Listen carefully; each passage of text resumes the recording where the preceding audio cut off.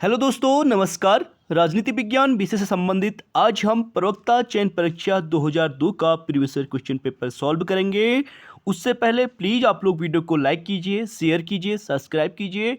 तो चलिए स्टार्ट करते हैं। आज का पहला क्वेश्चन है हमारा, वो है निम्नलिखित में से कौन सी पुस्तक जो है प्लेटो के द्वारा नहीं लिखी गई थी। तो पूछा गया है कि प्लेटो के द्वारा कौन सी नहीं लिखी गई है। तो यहाँ पे इसका राइट आंसर हो जाएगा आपका 3, एथिक्स। ठीक है, क्रीटो की बात करेंगे, रिपब्लिक की बात करेंगे, एपोलॉजी की बात करेंगे, ये सभी पुस्तकें प्लेटो के द्वारा लिखी गई हैं, जबकि एथिक्स जो है अरिस्टोटल यानी अरस्तु के द्वारा लिखी गई है। मोस्ट इंपोर्टेंट क्वेश्चन है, रिपीटेड क्वेश्चन है, प्लीज नोट डाउन करें, कॉपी और पेन लेके बैठें। अगला क्वेश्चन है हमारा, निम्नलिखित में से किसने आदर्श राज्य की जनसंख्या 5040 व्यक्तियों तक सीमित किया था। मोस्ट इंपोर्टेंट, 5040 जो व्यक्तियों आदर्श जनसंख्या बताई थी। ठीक है, राज्य की आदर्श जनसंख्या ये बताई गई थी प्लेटो के द्वारा। दूसरा इसका राइट आंसर हो जाएगा, यानी प्लेटो का आदर्श राज्य जो है कृषि प्रधान, आत्मनिर्भर एवं स्वावलंबी राज्य है, और उसके अनुसार राज्य की जनसंख्या 5040 5040 होनी चाहिए, ये प्लेटो के द्वारा कहा गया था। अगला क्वेश्चन है हमारा, राज्य व्यक्ति से पहले है। Most important question. तो राज्य को व्यक्ति से पहले, यह कथन किसका है। तो राज्य को व्यक्ति से पहले मानने वाले विचारक हैं आपके अरिस्टोटल। ठीक है, अरस्तु, यानी क्या है, राज्य पहले है, व्यक्ति बाद में है। तो आप एक्सपेंशन देख सकते हैं। अरस्तु का तर्क है कि राज्य क्या है, समग्रता है, और व्यक्ति उसका एक अंग है, अर्थात राज्य और व्यक्ति का वही संबंध है जो शरीर का उसके अंगों से होता है, चूंकि समग्र का पहले आता है और अंग का बाद में। इसीलिए इस सादृश्य के आधार पर राज्य का पहले हुआ है। अगला है हमारा, सामान्य इंसान संप्रभु होना ही चाहिए, यह कथन किसका है। तो सामान्य इंसान को संप्रभु होना ही चाहिए, यह कथन जो कहा गया था, ये कहा गया था आपका रूसो के द्वारा। यानी रूसो के अनुसार प्रकृतिवादी विचारक हैं, संप्रभुता जनता की सामंजस्य इच्छा में निहित होती है, और इस तरह से रूसो ने जन संप्रभुता का समर्थन जो है दिया है। उसके अनुसार प्रत्येक व्यक्ति जो है संप्रभुता का भागीदार है। अगला क्वेश्चन है हमारा, उपयोगिता का संस्थापक किससे माना जाता है। Most important. तो आपको पता है उपयोगिता, तो उपयोगिता का जो संस्थापक है वो जर्मी, यहाँ पे ह्यूम दिया गया है, सॉरी, उपयोगिता का जो संस्थापक की बात करेंगे तो ह्यूम यहाँ पर राइट आंसर हो जाएगा। आप देख सकते हैं, उपयोगिता यानी डेविड ह्यूम उपयोगितावादी सिद्धांत के प्रवर्तकों में से एक था, और ह्यूम ने उपयोगितावाद के सिद्धांतों को ऐसे स्पष्ट और विधिवत रूप से व्यक्त किया है जैसा कि 19वीं शताब्दी के किसी अन्य लेखक ने नहीं किया है। और उपयोगितावादी विचारक की बात करें, साथ ही यहाँ पे जर्मी बेंथम भी उससे संबंधित है। अगला क्वेश्चन है हमारा, निम्नलिखित में से कौन सी पुस्तक जे.एस. मिल द्वारा नहीं लिखी गई थी। तो जे.एस. मिल ने जो नहीं लिखी थी वो है आपका introduction to the principle of moral and legislation. ठीक है, दूसरी नहीं लिखी गई थी, बाकी principle of political economy, essays on liberty और यूटिलिटेरियनिज्म जो है जे.एस. मिल यानी जॉन स्टुअर्ट मिल के द्वारा लिखी गई थी। आप देख सकते हैं, an introduction to the principle of morals and legislation 1789 में प्रकाशित हुई बेंथम की रचना है, यानी जर्मी बेंथम उपयोगितावादी विचारक, जबकि अन्य रचनाएं जे.एस. मिल की हैं। अगला क्वेश्चन है हमारा, बलवंत राय मेहता समिति ने प्रजातांत्रिक विकेंद्रीकरण स्कीम कब संस्तुत किया था। तो बलवंत राय मेहता ने जो समिति प्रजातांत्रिक विकेंद्रीकरण की स्कीम प्रस्तुत की थी वो की थी 1957। सी यहाँ पे राइट आंसर हो जाएगा, यानी 1957 में बलवंत राय मेहता की अध्यक्षता में ग्रामोडोर समिति का गठन किया गया था, और इस समिति ने भारत में त्रिस्तरीय पंचायती राज व्यवस्था, पहला ग्राम स्तर पर, दूसरा तहसील स्तर पर, और तीसरा जिला पंचायत स्थापित करने की सिफारिश की थी। अगला क्वेश्चन है हमारा, भारत में लोकसभा के प्रथम अध्यक्ष कौन थे। तो भारत में लोकसभा के पहले जो लोकसभा के जो पहले अध्यक्ष थे वो थे गणेश वासुदेव मावलंकर, यानी जीवी मावलंकर। पहला यहाँ पर राइट आंसर हो जाएगा। भारत में लोकसभा के प्रथम अध्यक्ष गणेश वासुदेव मावलंकर 1952 से 27 डेट है टू 1956 तक रहे थे, यानी 1952 से 1956 के बीच ये लोकसभा के पहले अध्यक्ष रहे थे। अगला है लोकसभा की प्राक्कलन एस्टीमेट समिति की समयावधि क्या होती है, मोस्ट इंपोर्टेंट क्वेश्चन। तो उसकी जो एस्टीमेट कमेटी है, हमारी प्राक्कलन समिति है, इसकी समयावधि जो है 1 वर्ष होती है। ठीक है, यहाँ पे 4th इसका राइट आंसर हो जाएगा।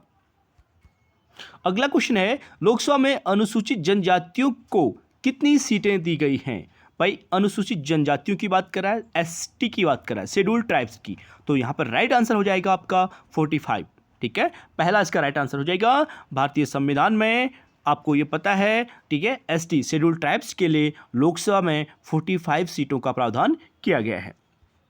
अगला क्वेश्चन है हमारा, इटली में फांसीवाद का उदय परिणाम था। तो इटली में जो फांसीवाद का उदय हुआ था वो किसका परिणाम था, वो था फर्स्ट वर्ल्ड वॉर। ठीक है, प्रथम विश्व युद्ध का जो परिणाम था फांसीवाद का उदय। आप इसका एक्सपेंशन देख सकते हैं, यानी फांसीवाद का जो विकास प्रथम महायुद्ध के बाद इटली में हुआ था, और इस महायुद्ध में इटली ने मित्र राष्ट्रों की ओर से भाग लिया था और उसे आशा थी कि विजय से प्राप्त होने वाले लाभ में उसके अन्य मित्र राष्ट्रों को जो है समान ही भाग प्राप्त होगा। अगला क्वेश्चन है हमारा, ब्रिटेन में संविधान नहीं है, यह कथन किसका है। तो ब्रिटेन में संविधान नहीं है, ये कहा गया है डी टॉकविले का। मोस्ट इंपोर्टेंट क्वेश्चन, पहला इसका राइट आंसर हो जाएगा।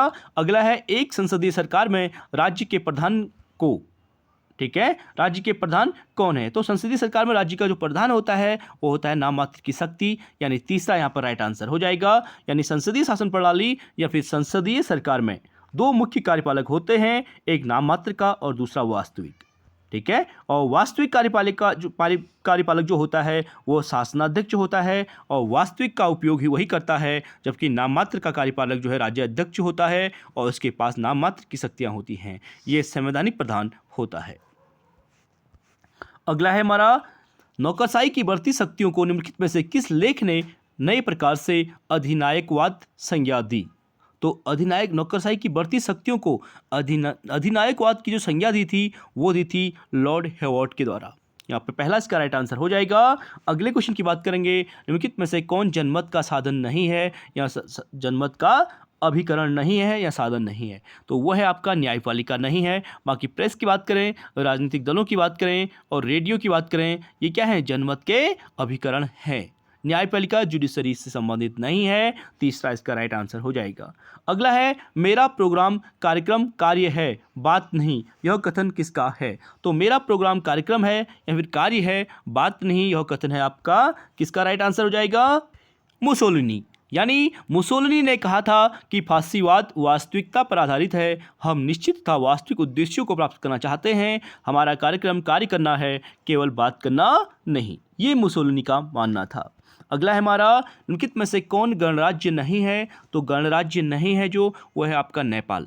ठीक है, बाकी भारत की बात करें रिपब्लिक है, जर्मनी की बात करेंगे रिपब्लिक है, और फ्रांस की बात करेंगे वो भी रिपब्लिक है। यानी नेपाल में ब्रिटेन की भांति संवैधानिक राजतंत्र है, ना कि गणतंत्र। यहाँ का राज्य अध्यक्ष जो होता है आनुवांशिक होता है, इसका निर्वाचन नहीं होता, जबकि अन्य जगहों का राज्य अध्यक्ष जो है निर्वाचित होता है। अगला है हमारा, अंतर्राष्ट्रीय न्यायालय कहाँ स्थित है। तो अंतर्राष्ट्रीय न्यायालय कहाँ स्थित है, द हेग में, यानी तीसरा इसका राइट आंसर हो जाएगा। अगला है हमारा, भारतीय संघ जो है प्रमुख तो आधारित है, संघ व्यवस्था जो पाई जाती है। तो संघ व्यवस्था जो पाई जाती है अमेरिका के कॉन्स्टिट्यूशन में, यहाँ पे दूसरा इसका राइट आंसर हो जाएगा। संघात्मक शासन प्रणाली संयुक्त राज्य अमेरिका 1789 से ली गई है, जबकि शक्ति का जो विभाजन है वो कनाडा के कॉन्स्टिट्यूशन से लिया गया है। अगला क्वेश्चन हमारा, एकलवादी संप्रभुता सिद्धांत के प्रतिपादक थे। Most important question, repeated question, note down कर सकते हैं। तो एकलवादी संप्रभुता की बात करते हैं आपके जॉन ऑस्टिन। ठीक है, दूसरा यहाँ पर राइट आंसर हो जाएगा, यानी आप इसका एक्सप्लेनेशन देख सकते हैं। ऑस्टिन का कहना है कि सर्वोच्च प्रभुता की शक्ति अखंडित होती है, यह एक ही इकाई है और व्यक्तियों अथवा संघों में इसका विभाजन नहीं हो सकता है। अगला है, निम्नलिखित में से कौन अंतर्राष्ट्रीय संबंधों में यथार्थवादी सिद्धांत के प्रतिपादक नहीं है। तो जो नहीं है यथार्थवादी विचारक वो है आपके वुड्रो विल्सन। ठीक है। यथार्थवाद अंतर्राष्ट्रीय संबंधों में यथार्थवादी सिद्धांत के प्रतिपादक जो नहीं है वुड्रो विल्सन, बाकी हेंस जे मार्गेनथाउ की बात करें, जॉर्ज केनन की बात करें या जॉन हर्च की बात करें, ये हैं। आप देख सकते हैं अंतर्राष्ट्रीय राजनीति में यथार्थवाद मुख्यतया Max Weber, E.H. Carr, Frederick Schuman, Nicholson, Spykman, Reinhold, Niebuhr, Arnold, Wolfers, John Herz, Thompson, George F. Kennan तथा कई अन्य विचारकों के नाम से जुड़ा है। अगला है हमारा, निम्नलिखित में से कौन खेल सिद्धांत से नहीं जुड़े हैं? तो खेल सिद्धांत से जो नहीं जुड़े हैं वो है आपके ऑर्गेन्सकी। पहला यहां पर राइट आंसर हो जाएगा, यानी आप इसका एक्सप्लेनेशन देख सकते हैं। ऑर्गेन्सकी खेल सिद्धांत से नहीं जुड़े हैं, जबकि स्नाइडर की बात करेंगे, हरसानी की बात करेंगे, सेलिंग की बात करेंगे, मार्टिन सुबिक की बात करेंगे, कैप्लॉन की बात करेंगे, थॉमस सेलिंग की बात करेंगे, डी ल्यूस तथा H. रेफा खेल सिद्धांत से संबंधित हैं। मोस्ट इंपोर्टेंट क्वेश्चन है। अगले क्वेश्चन की बात करेंगे, गुट निरपेक्ष देशों का पहला सम्मेलन कहाँ हुआ था? तो गुट निरपेक्ष देशों का जो पहला सम्मेलन हुआ था वो होता बेलग्रेड में। ठीक है, दूसरा यहाँ पर राइट आंसर हो जाएगा। और अगला क्वेश्चन है हमारा, शांति के लिए एकता प्रस्ताव कब पारित किया गया था? तो शांति के लिए जो एकता प्रस्ताव लाया गया था वो लाया गया था कोरिया संकट के समय। ठीक है, पहला यहाँ पर राइट आंसर हो जाएगा, यानी 1950 में। कोरिया संकट के समय 3 नवंबर 1950 को शांति के लिए एकता प्रस्ताव पारित किया गया था। अगला है हमारा आज का अंतिम क्वेश्चन है, सतत क्रांति का सिद्धांत किसने दिया था? तो सतत क्रांति का जो सिद्धांत दिया था वो दिया था माओ त्से तुंग ने। ठीक है, सस्टेनेबल रेवोल्यूशन, माओ त्से तुंग। तो तीसरा यहाँ पर राइट आंसर हो जाएगा। तो चलिए फ्रेंड्स, आज के लिए इतना ही। आई होप वीडियो पसंद आएगी। प्लीज़ वीडियो को लाइक, शेयर और सब्सक्राइब जरूर करें। बाकी नेक्स्ट क्लास में करेंगे। Thank you so much.